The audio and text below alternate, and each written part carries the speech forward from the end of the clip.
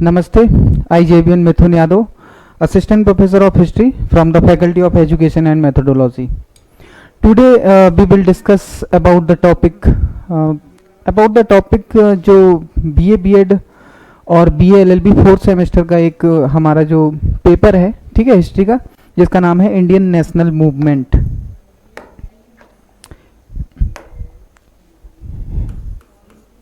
Indian national movement, ठीक है, जिसको हम हिंदी में जो है भारतीय राष्ट्रीय आंदोलन कहते हैं। भारतीय राष्ट्रीय आंदोलन, ठीक है। तो जो BA BEd और BA LLB फोर्थ सेमेस्टर है उसमें इस पेपर का नाम है हिस्ट्री के। तो इसका मतलब ये है कि जो हम लोग ब्रिटिश गवर्नमेंट के या ब्रिटिश जो ईस्ट इंडिया कंपनी थी उसके अंडर में जब हमारा भारत था, ठीक है, तो उनके मतलब उनसे हम लोग कैसे आज़ाद हुए, तो वो सारी जो घटनाक्रम है, किस किस तरह से कौन कौन से स्टेप्स वगैरह लिए गए, कौन कौन से मूवमेंट चले, तो भारत के आज़ाद होने की कहानी है, ठीक है। तो इसी में हम लोग आगे समझेंगे कि भारतीय राष्ट्रीय आंदोलन। अगर हम भारतीय राष्ट्रीय आंदोलन की मोटी मोटी बात करें तो जो स्वतंत्रता का संग्राम हमारा है, ठीक है, स्वतंत्रता का संघर्ष है, हमारी फ्रीडम के लिए जो हमने स्ट्रगल किया है, उसको 3 पार्ट्स में हम लोग डिवाइड करते हैं, ठीक है, 3 पार्ट्स में। तो पहला पार्ट की अगर बात करें हम तो शुरू होता है 1885 टू 1905 तक, ठीक है। 1885 वो समय है 1885 जब जो है भारतीय राष्ट्रीय कांग्रेस की स्थापना होती है, इंडियन नेशनल कांग्रेस की, ठीक है। इससे पहले भी हमने देखा 1857 का रिवोल्ट भी हुआ था, जो कि अंग्रेजी सत्ता से हमको आज़ादी के लिए ही हुआ था, लेकिन एक प्रॉपर जो है, ठीक है, प्रॉपर अच्छे से वेल मेंटेन जो स्वतंत्रता का संग्राम था वो यहाँ से शुरू हो जाता है, संघर्ष। तो 1885 में INC की स्थापना हो जाती है। 1905 जो है एक माइलस्टोन है हमारे इंडियन फ्रीडम स्ट्रगल में, जो वहाँ पर पार्टीशन ऑफ बंगाल होता है, बंगाल का विभाजन, ठीक है। बंगाल का विभाजन के बाद जो है हमारे यहाँ पर एकदम से क्रांतिकारी घटनाओं का मतलब ज़्यादा प्रभाव हम लोगों को देखने को मिलता है। तो पहला जो चरण है, फर्स्ट फेज हम इसमें कह देंगे, फर्स्ट फेज, ठीक है। सेकेंड फेज की अगर हम बात करें तो 1905 से लेकर इधर हम 1915 तक कह लेते हैं या 16 तक भी कह लेते हैं, है ना, या फिर और अगर चाहें तो 19 तक भी कह जाते हैं कि 1905 से लेकर 1919 तक का जो टाइम पीरियड है वो हमारा आता है सेकेंड फेज में, ठीक है। ये यहाँ से जो क्रांतिकारी घटनाएं जो हैं हमारे भारतीय राष्ट्रीय आंदोलन में बहुत बड़े लेवल पे शुरू हो गई थी। तीसरा जब हम फेज की बात करते हैं तो उसमें आता है गांधी एरा, ठीक है, गांधी एरा। तो गांधी एरा मतलब गांधी जी का टाइम पीरियड, जब 1920 से वो अपने आंदोलनों की शुरुआत करते हैं, पहले नॉन कोऑपरेशन मूवमेंट, फिर सिविल डिसओबीडियंस मूवमेंट, फिर उसके बाद लास्ट में क्वाइट इंडिया मूवमेंट। वो पूरी कहानी जो है हम लोग अगर बात करें तो 1920 से लेकर फिर पूरी कहानी कर देते हैं हम 47 तक का टाइम पीरियड, ठीक है, जब तक हमारा इंडिया आज़ाद नहीं हो गया था। तो ये पूरी कहानी जो है हमको BA BEd फोर्थ सेमेस्टर में जो है पढ़नी है, और BA LLB क्योंकि इंटीग्रेटेड कोर्स है, दोनों का ऑलमोस्ट सिलेबस जो है वो सेम है, कहानी यही है। और भारतीय राष्ट्रीय आंदोलन जो हमको पढ़ना है तो 1885 से लेकर 1947 तक का टाइम पीरियड इसमें मेंशन भी किया हुआ है आपके सिलेबस में, है ना, कि 1885 से लेकर 1947 तक का जो भारतीय राष्ट्रीय आंदोलन है, इंडियन नेशनल मूवमेंट है, उसकी सारी जो भी इंसिडेंट्स हुए, जो भी घटनाएं हुई, उनका घटनाक्रम क्रोनोलॉजिकल ऑर्डर में हम लोग डिस्कस करते हैं, ठीक है। तो अब सबसे पहले शुरुआत आती है 1885 की, 1885 की। तो उसमें जो है भारतीय राष्ट्रीय कांग्रेस की स्थापना होती है। ये एक बहुत बड़ा स्टेप हुआ।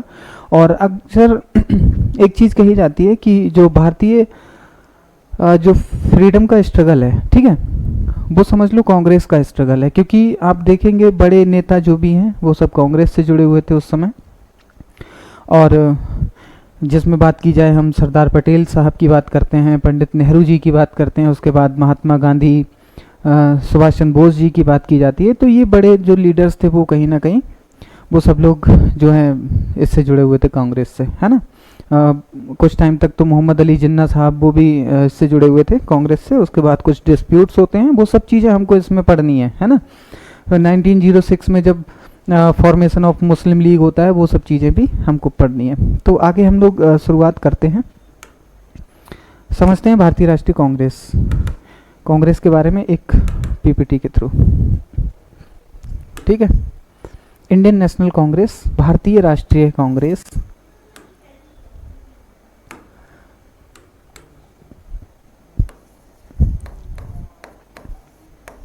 भारतीय राष्ट्रीय कांग्रेस, ठीक है।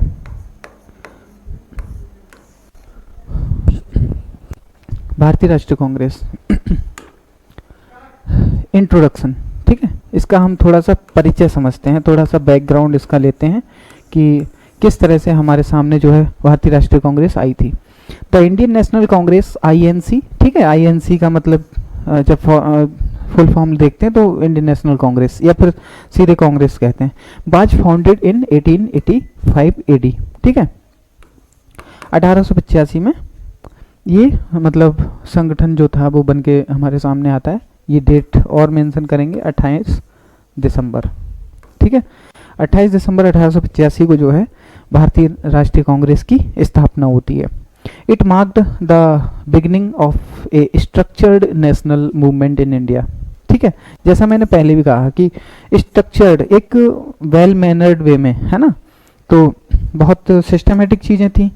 अच्छा, हमारे 1857 के रिवॉल्ट का फेल होने का एक बहुत बड़ा रीज़न ये था क्योंकि वहाँ पर बहुत अच्छी लीडरशिप नहीं थी। क्योंकि पूरा जो संघर्ष है, पूरा संग्राम जब शुरू हुआ था तो अलग अलग लेवल पे शुरू हुआ, है ना। मतलब लोगों में क्योंकि जो है कम्युनिकेशन नहीं हो पाया, तो चाहे कुछ भी तरह से हम लोग समझ लें तो, लेकिन यहाँ से जो है एक अच्छे स्ट्रक्चर्ड वे में जो है नेशनल मूवमेंट हमारे सामने आता है। Played a major role in India's freedom struggle, Bharat का जो स्वतंत्रता का जो स्ट्रगल है, ठीक है, स्वतंत्रता का जो संघर्ष है उसमें मेजर रोल निभाया कांग्रेस ने। तो इस चीज़ को समझना है। पॉलिटिकल बैकग्राउंड, जो राजनीतिक इसका जो पृष्ठभूमि है, बैकग्राउंड है इसका, है ना, राजनीतिक पृष्ठभूमि। पृष्ठभूमि से मतलब ये है कि किस तरह से हमारे सामने ये आया, ठीक है। British policies created discontent among Indians, है ना। तो जो ब्रिटिश जो गवर्नमेंट थी उसकी जो पॉलिसीज़ हैं, वो जितनी भी सारी नीतियाँ होती थी वो इंडियंस के बीच में एक तरह से मतलब उनके खिलाफ कह लो, उनके अगेंस्ट में कह लो, ये सब चीज़ें जो थी वो ब्रिटिश की पॉलिसीज़ हुआ करती थी। मतलब इंडियंस पे कहीं ना कहीं जो भी उनकी पॉलिसी होती थी वो इंडियंस को मतलब उनको परेशान करने ही वाली होती थी, है ना। उसके बाद growing awareness of rights and liberty among educated Indians.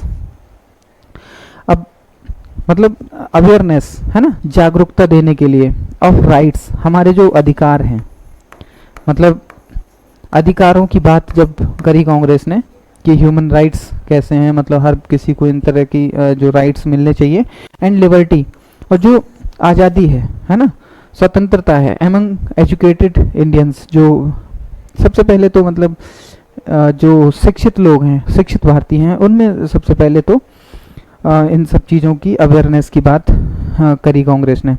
Failure of early petitions and associations, तो ये क्यों आया, इसका एक बहुत बड़ा रीज़न ये भी था कि failure of early petitions and associations. Association मतलब जो संगठन इससे पहले काम कर रहे थे। ऐसा नहीं है कि कांग्रेस पहला राजनीतिक संगठन था, इससे पहले भी बहुत सारे जो संगठन थे वो काम कर रहे थे, जैसे लैंड होल्डर सोसाइटी थी, है ना, पूना सार्वजनिक सभा, इस तरह से बहुत सारे जो थे पॉलिटिकल एसोसिएशंस काम कर रहे थे। तो उनका फेलर था कहीं ना कहीं, वो जो थे अपने जो भी अचीवमेंट थी, मतलब स्वतंत्रता की या फिर हमारे इंडियंस को राइट्स दिलाने की, है ना, उसको गेन नहीं कर पा रहे थे। तो ये एक बहुत बड़ा रीज़न था जिसकी वजह से आईएनसी का जो है फॉर्मेशन होता है। प्री कांग्रेस एसोसिएशंस, वही चीज़ जो मैं अभी कह रहा था कि कांग्रेस से पहले की जो एसोसिएशंस हैं, जो संगठन है। लैंड होल्डर्स सोसाइटी 1838, ये बात की जाती है land holder society. Land holders मतलब यही होता है कि जो जमींदार वर्ग जो था वो इससे जुड़ा हुआ था। ब्रिटिश इंडियन एसोसिएशन, है ना, इसका टाइम पीरियड 1855-51 में, ये फॉर्मेशन की डेट्स हैं। पूना सार्वजनिक सभा 1870। तो ये बड़े नाम है एक्चुअली, है ना, इंडियन नेशनल कांग्रेस से पहले के संगठनों के बारे में ये बड़े बड़े नाम हैं। तो ये कहीं ना कहीं अपनी चीज़ों को लेकर फेल थे, मतलब बहुत ज़्यादा दबाव जो था अंग्रेज सरकार पर नहीं डाल पाए, जिससे जो है लोगों ने ज़रूरत महसूस की एक ऐसा संगठन बने। ठीक है, these organisations led the foundation for a national level body. तो ये जो ऑर्गेनाइजेशंस हैं, है ना, इन्होंने जो है एक पृष्ठभूमि, एक फाउंडेशन तैयार करी है किसके लिए, एक नेशनल लेवल बॉडी, एक ऐसा संगठन होना चाहिए जो नेशनल लेवल पे काम करे। ठीक है, रोल ऑफ एओ ह्यूम। अब हम बात करते हैं, इनका नाम था एलन एक्टोबियन ह्यूम। ठीक है, एलन ऑक्टेवियन ह्यूम। तो ये कौन व्यक्ति है, यही वो व्यक्ति है जिसने जो है कांग्रेस की स्थापना की थी, है ना, the founder of INC, founder of INC, यानी कि इंडियन नेशनल कांग्रेस के जो हैं फाउंडर, संस्थापक। ये एक ब्रिटिश ऑफिसर थे जो कि रिटायर हो चुके थे अपनी सर्विस से, और इन्होंने मतलब जो है कहीं ना कहीं इनका फेवर यही था कि एक ऐसा संगठन बनाया जाए जो कहीं ना कहीं जो है सपोर्ट करे ब्रिटिशर्स को। लेकिन होता क्या है, ब्रिटिशर्स के द्वारा बनाया गया एक संगठन ही ब्रिटिशर्स के अगेंस्ट में चला गया, ब्रिटिशर्स को यहाँ से भगाने में बहुत बड़ा रोल प्ले किया उसने। तो ये पूरी कहानी जो है कांग्रेस की कहानी है। तो एओ ह्यूम, एलन ऑक्टेवियन ह्यूम इनका पूरा नाम है, फाउंडर हैं ये। ठीक है, अच्छा, इनके जब कांग्रेस बन रही थी तो यहाँ पर जो वायसराय हुआ करते थे वो थे लॉर्ड डफरिन, है ना। तो ऐसा कहा जाता है कि जो डफरिन था, ठीक है, उसका भी जो था इसमें रोल था कांग्रेस को बनवाने में। मतलब वो अंदर अंदर से चाहता था कि एक ऐसा संगठन बने जो इतने बड़े लेवल पे कोई चीज़, कोई विद्रोह या फिर कोई जैसे ये कहोगे जुलूस वगैरह, ये अपनी मांगे ना उठा पाएँ, और एक शांतिपूर्ण व्यवस्था के अनुसार मतलब जो है एक ऐसा संगठन हो जो हमें लोगों की बातें हमारे तक पहुंचा दे, है ना। तो इन सब चीज़ों को ध्यान में रखते हुए आईएनसी की स्थापना की गई। A O Hume a retired British civil servant, है ना, तो सिविल सर्वेंट थे ये जो रिटायर्ड थे। Help in founding the INC, Indian National Congress को फाउंड करने में इसकी इन्होंने मदद की। Wanted to provide a safety valve, देखो मैंने कहा सेफ्टी वॉल्व मतलब सुरक्षा कवच, सेफ्टी वॉल्व सुरक्षा कवच इसको कहेंगे, फॉर इंडियन पॉलिटिकल एस्पिरेशंस, है ना। एक सेफ्टी वॉल्व की तरह काम कर रहा था जो है आईएनसी, है ना। इसकी जो इंटेंशंस थी एक काम करे जो आईएनसी है वो सेफ्टी वॉल्व की तरह। Convent the first meeting in 1885, first meeting जो थी, क्योंकि 1885 में ही ये संगठन जो था आईएनसी जो था बन के हमारे सामने आया, और इसकी जो लोकेशन थी, ठीक है, मैं थोड़ी सी चीज़ यहाँ पर बता दे रहा हूँ। ये बॉम्बे में जो आज का मुंबई है ना, उस समय बॉम्बे बोलते थे इसको। मुंबई जो है एक स्कूल हुआ करता था, गोकुलदास तेजपाल संस्कृत विद्यालय। गोकुलदास तेजपाल संस्कृत स्कूल है ना।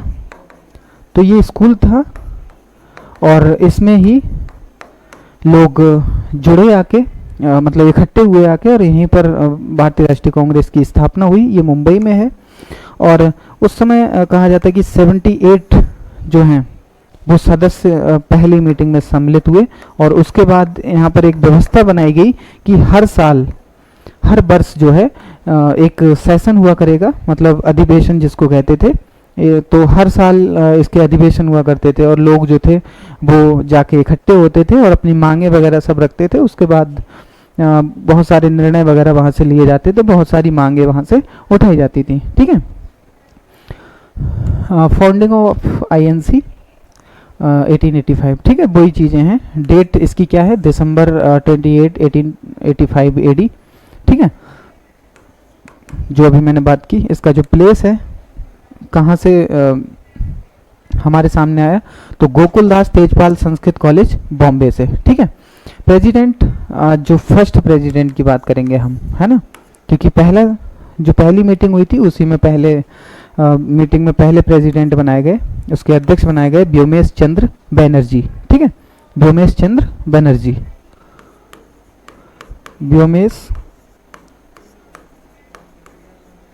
चंद्र बनर्जी। 72 ये यहाँ पर लिखा हुआ, 78 भी कहते हैं, मतलब कि डेलीगेट्स जो थे वो इकट्ठा हुए थे, अटेंड फ्रॉम अक्रॉस इंडिया, पूरे भारत से जो है 72 प्रतिनिधि यहाँ पर आए हुए थे। ठीक है। ऑब्जेक्टिव्स ऑफ आईएनसी, ऑब्जेक्टिव्स क्या क्या हैं, प्रमोट नेशनल यूनिटी, है ना, पूरी नेशनल यूनिटी के लिए प्रमोट कर रही थी, जो राष्ट्रीय एकता थी। Represent Indian demands to the British government, है ना, जो इंडियन की मतलब डिमांड्स हुआ करती थी, भारतीयों की डिमांड्स, उनको ब्रिटिश गवर्नमेंट तक पहुंचाना इसका जो था ऑब्जेक्टिव था। Encourage political education among Indians, राष्ट्रीय जो भारतीय मतलब जो राजनीतिक शिक्षा है उसके लिए प्रमोट कर रही थी। इनकरेज किया गया लोगों को कि मतलब इसको राजनीतिक शिक्षा जो है वो ली जाए और पॉलिटिकल एजुकेशन ली जाए। Development consolidate sentiments of national unity, है ना, ये जो नेशनल यूनिटी थी उसके लिए कंसोलिडेट किया गया, है ना, सेंटिमेंट्स को, उनके बहुत सारे जो सेंटिमेंट्स बन रहे थे, है ना, उसको डेवलप और कंसोलिडेट किया गया। अर्ली लीडरशिप एंड मॉडरेट्स, देखो दो तरह की विचारधाराएं थी, मॉडरेट्स एंड दूसरी थी एक्सट्रीमिस्ट, है ना।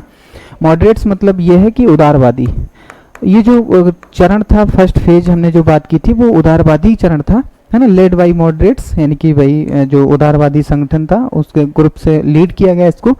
दादा भाई नौरोजी एक बहुत बड़े जो है उदारवादी नेता थे। गोपाल कृष्ण गोखले जो कि गांधी जी के राजनीतिक गुरु भी कहे जाते हैं।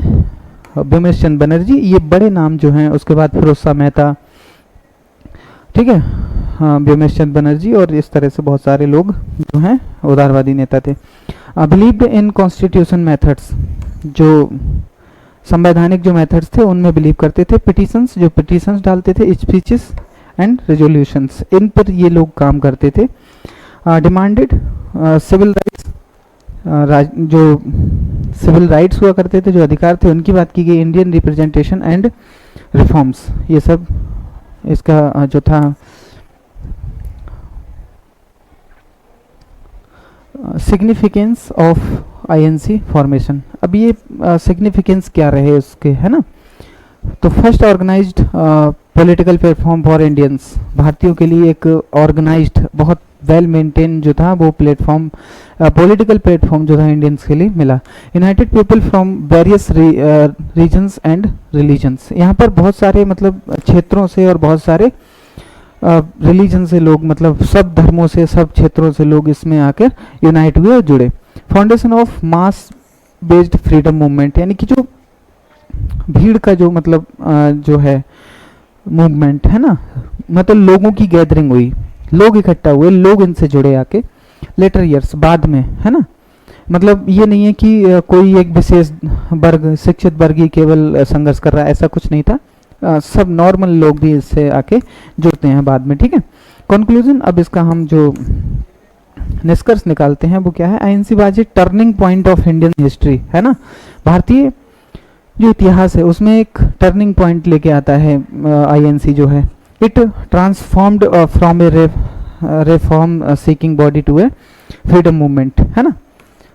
Its foundation in 1885 set the stage of for Indians eventual independence in 1947। भारतीय जो स्वतंत्रता का टाइम आता है 1947, उस तक इसका संघर्ष जो है वो जारी रहता है। तो इसने बहुत बड़ा जो है रोल प्ले किया है अपनी इस मतलब भारतीय राष्ट्रीय जो मूवमेंट रहे, भारतीय राष्ट्रीय आंदोलन में। तो ठीक है, ये सब कांग्रेस की बात थी। थैंक यू सो मच, नमस्ते।